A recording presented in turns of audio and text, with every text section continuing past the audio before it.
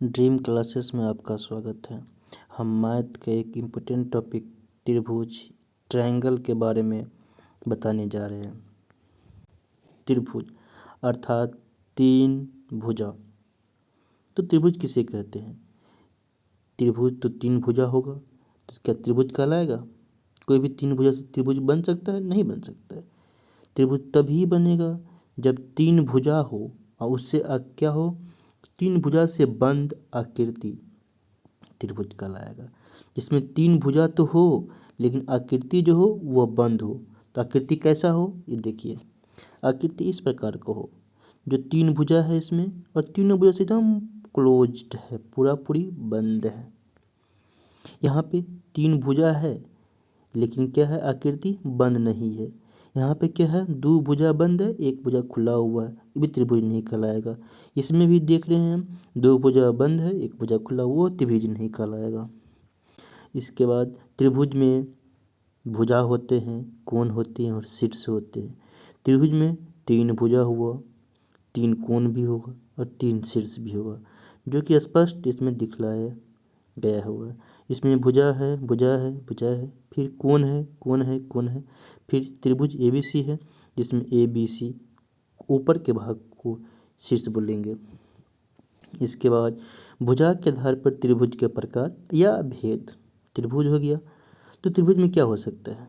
त्रिभुज में सब भुजा अलग अलग हो सकता है फर्स्ट में, फिर सेकेंड में दो भुजा बराबर हो सकते हैं, थर्ड में सब भुजा बराबर हो सकते हैं। जब सब भुजा अलग अलग हो तो उस त्रिभुज को हम विषमबाहु त्रिभुज बोलेंगे। जब दो भुजा बराबर हो उस त्रिभुज को हम समद्विबाहु त्रिभुज बोलेंगे। जब सब भुजा बराबर हो उस त्रिभुज को हम समबाहु त्रिभुज बोलेंगे। प्रत्येक को हम अलग अलग देखिए दिखाते हैं किस प्रकार का डायग्राम बनेगा। तो सबसे पहले हम विषमबाहु त्रिभुज के बारे में देखते हैं। यहाँ पर हम देख रहे हैं त्रिभुज ABC है जिसमें AB का मान 3 सेंटीमीटर है, AC का मान 4 सेंटीमीटर और BC का मान 5 सेंटीमीटर है। यहाँ पे हम स्पष्ट देख रहे हैं कि तीनों भुजा अलग अलग है। AB बराबर नहीं है BC का, BC बराबर नहीं है AC का, अर्थात तीनों भुजा अलग अलग है। तो उस प्रकार के त्रिभुज को हम क्या बोलेंगे? विषमबाहु त्रिभुज बोलेंगे। उसके बाद है समद्विबाहु त्रिभुज जिसमें दो भुजा बराबर होना चाहिए। अर्थात त्रिभुज ABC में हम देख रहे हैं AB का मान 6 सेंटीमीटर है और AC का मान 6 सेंटीमीटर है, लेकिन BC का मान क्या है, 5 ही सेंटीमीटर है। उससे स्पष्ट पता लग रहा है कि इसमें AB और AC क्या है, दोनों बराबर हैं और BC 5 से जो बराबर नहीं है, अर्थात दो भुजा बराबर हुआ, अर्थात उस त्रिभुज को हम समद्विबाहु त्रिभुज बोलेंगे। इसके बाद समबाहु त्रिभुज है जिसमें सब भुजा बराबर होना चाहिए। अर्थात AB का मान 6 सेंटीमीटर लिए हैं, BC का मान भी 6 सेंटीमीटर है और AC का मान भी 6 सेंटीमीटर है। यहाँ पे हम देख रहे हैं कि तीनों भुजा का मान 6 सेंटीमीटर अर्थात तीनों भुजा बराबर है। इसके बाद हम कोण के आधार पर भी त्रिभुज को वर्गीकरण करते हैं। कोण के आधार पर त्रिभुज को हम तीन भागों में भी बांटते हैं जो हम आगे पढ़ेंगे। सबसे पहले यहाँ पे कोण का चर्चा किया गया है। तो कोण किसे कहते हैं? तो दो किरणों के बीच के झुकाव को हम कोण कहते हैं। तो जहाँ पे हम देख रहे हैं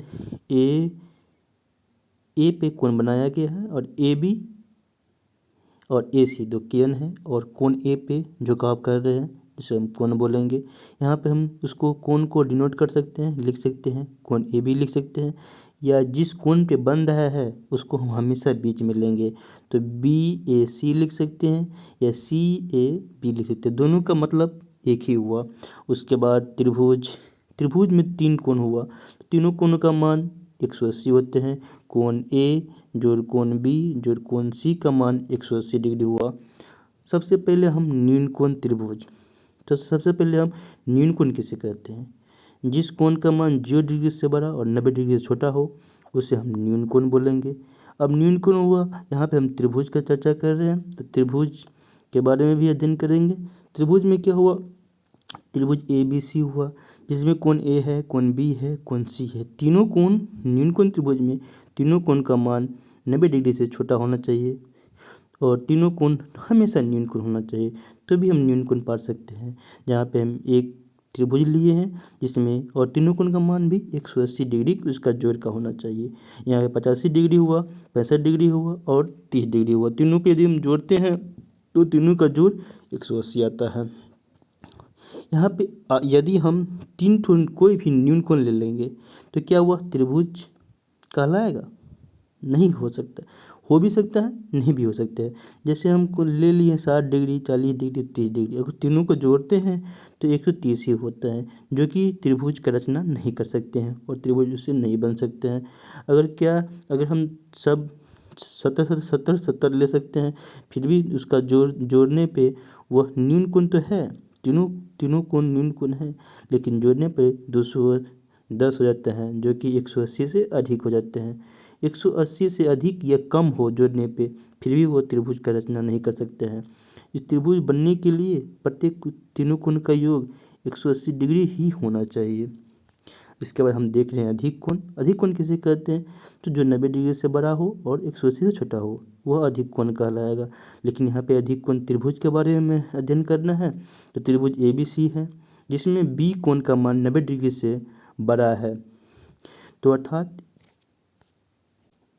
एक अधिक कोण त्रिभुज में एक कोण का मान 90 डिग्री से बड़ा होना चाहिए और 180 से छोटा होना चाहिए। अर्थात त्रिभुज में एक और केवल एक ही अधिक कोण हो सकता है। यहाँ पे हम दो अधिक कोण लेके जोड़ रहे हैं, देख रहे हैं क्या आता है। हम 91 ले लिए हैं, दोनों को जोड़ने पे 182 हो जाता है, जो कि 180 से बड़ा हो जाता है। अर्थात 180 दो कोण का ही योग 180 से बड़ा हो जाएगा। और तीसरा कोण हम अगर 2 भी लेंगे या 3 भी लेंगे या 4 कुछ भी लेंगे तो 180 से हमेशा बड़ा होगा, तो त्रिभुज उससे नहीं बन सकता है। अब आता है समकोण त्रिभुज। समकोण किसे कहते हैं? समकोण अर्थात 90 डिग्री। समकोण त्रिभुज में केवल एक समकोण हो सकता है। अगर दो समकोण लेंगे तो फिर भी दोनों का योग ही 180 डिग्री हो जाएगा, जो कि त्रिभुज उससे नहीं बन सकता है।